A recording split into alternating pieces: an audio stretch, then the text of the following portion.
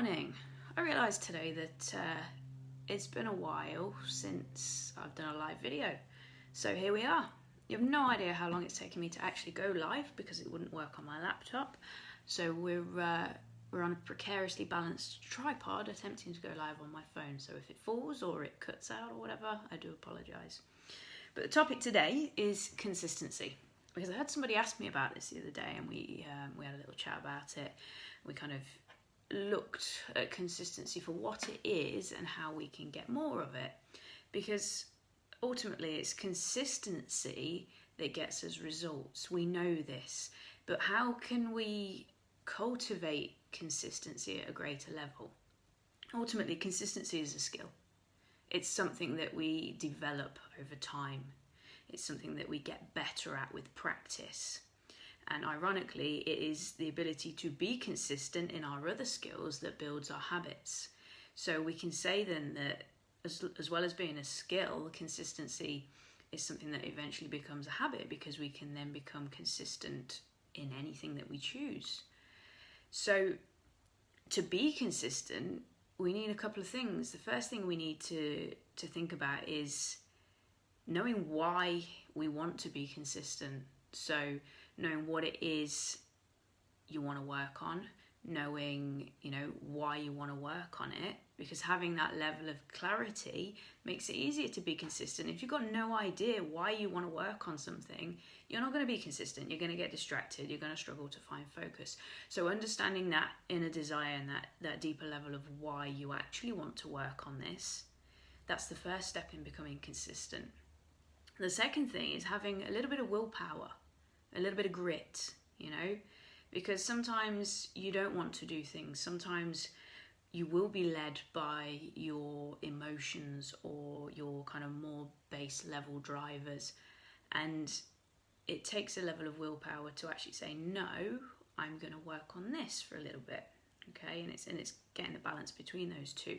And as you do that, and as you implement that level of willpower, the better it gets. Okay, it's kind of a symbiotic relationship between willpower and consistency. The more consistent you are, the better your willpower gets, but you need that little bit of willpower to become consistent. So the two kind of work together. And we already know, because we've discussed this before, that willpower is something that is finite. We only have a certain amount of it. When it runs out, we need to restore it, and we need to start again. And as you become more consistent, your ability to demonstrate willpower grows. So, you've got those two aspects as well. But the other thing, in order to be more consistent and figure out a way of actually practicing consistency, is to understand that sometimes it's not about doing more, it's about doing less. Okay, to be more consistent in something that's going to move you forward, you have to be less consistent in the things that are holding you back. Okay, so it's a case of looking at yourself, your life, your habits, all of those things, and saying, well, actually, I'm really consistent about doing this kind of stuff, and I know that's holding me back. So maybe we do a little bit less of this, which will clear up some space so I can do a bit more of this. Okay, because ultimately, to be consistent, to take action and to do it over and over again, you need the time and you need the space to do it. So it's a case of, how can I get more of that?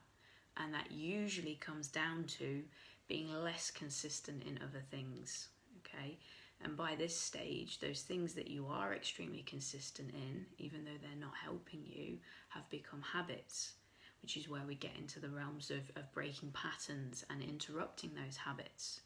And the best way to break a habit and to interrupt a pattern is to do something new, which is where doing something else comes in. And then eventually you do that something else over and over and over again, and then that will become your new consistent habit. Okay, I've said consistent a lot in this video, so I hope this is making sense to you.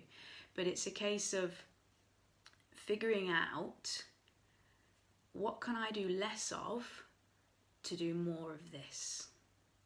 So that's what I'd ask you to consider today. What are you really consistently doing and doing well that's not necessarily helping you? And how can you do a little bit less of that so you can do some more of the things that are going to move you forward.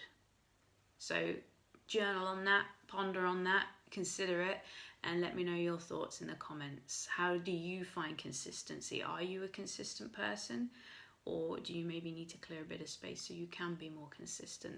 So have a think on that and let me know while I try and figure out how to end this live video on my phone. See you later.